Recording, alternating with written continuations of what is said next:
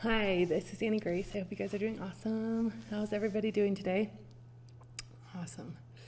So cool. All right. So today I want to talk about the power of a firm decision. And there's a few ways to approach this. First of all, there is a very real phenomenon called decision-making fatigue. And this has been measured and studied. And basically what it is it means that your brain, because decision making takes brain power, and brain power takes energy, like actual, real, true energy.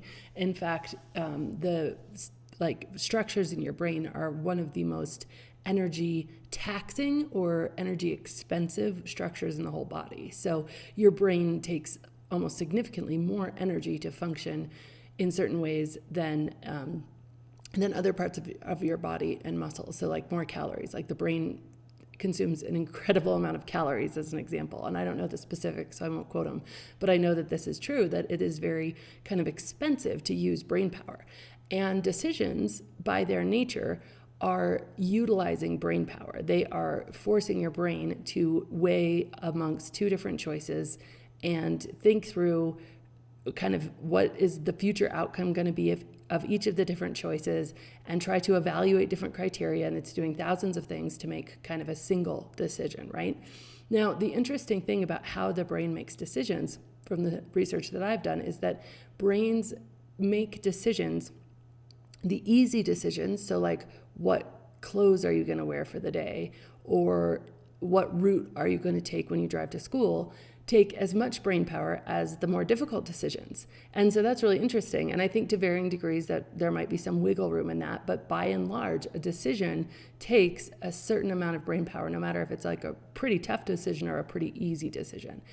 And so when you are in the cycle of wondering, I remember this cycle so well, of just wondering like, how much was I going to allow myself to drink tonight, and what was it going to be, and how was I going to space it out to make sure I didn't get too drunk or too tipsy, and what was I going to do in compensation for that? Like, was I going to go for an extra run, or trying to maintain my health while drinking so much, because there was a lot of cognitive dissonance for me. And being a runner, having run some half marathons, having being a climber, being a skier, being pretty outdoorsy, and a very health conscious person, eating mostly organic food and drinking so much alcohol. And so I was always trying to stave off the effects in one way or another, whether it was by drinking extra water or doing extra exercise to burn it out of my system or something like that. But I remember being, even before I started questioning my drinking, way before, I remember being in a cycle of decision making.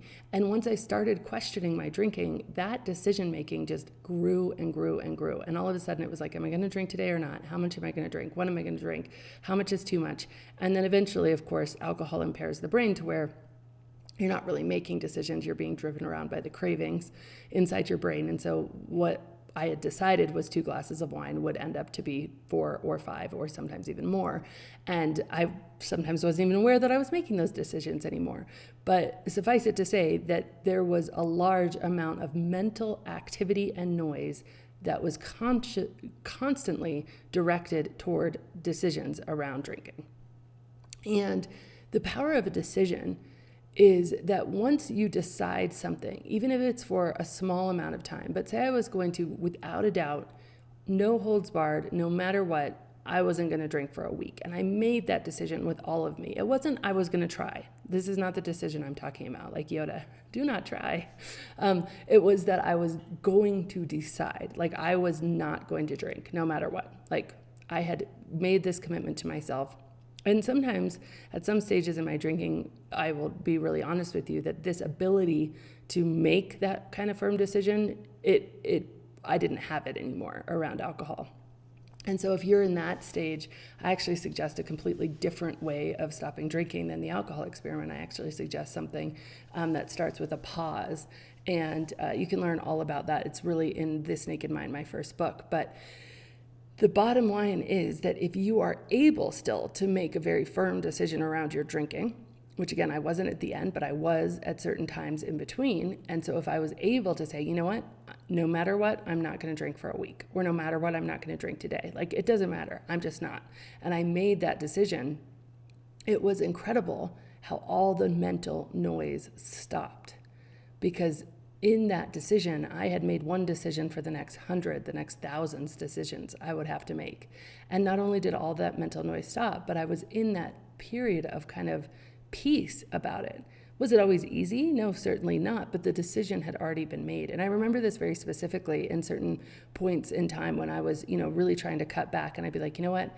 This weekend, no matter what, I know that if I drink around this group of people, it's not good news. So no matter what, I'm not going to drink. And I make a decision like that. And I'd make it, and I'd often get what I call positive peer pressure. I'd tell my husband, I'd tell some friends, I'd be like, look, I'm not drinking this weekend, support me in it. And then the weekend, there was moments where I missed a drink, but the decision had already been made. So the not drinking became very noiseless. It wasn't this huge flurry of mental activity in my brain, because the power of one decision, I therefore eliminated all the other decisions. And really, that's what we do in the alcohol experiment. Like, if you are in the capacity where you can still make a decision, you're making one decision. You're saying, for the next 30 days, I'm doing this experiment.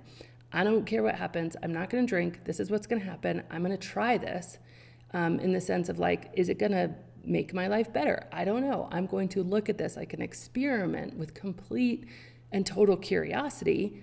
And then, we'll decide after the 30 days is over.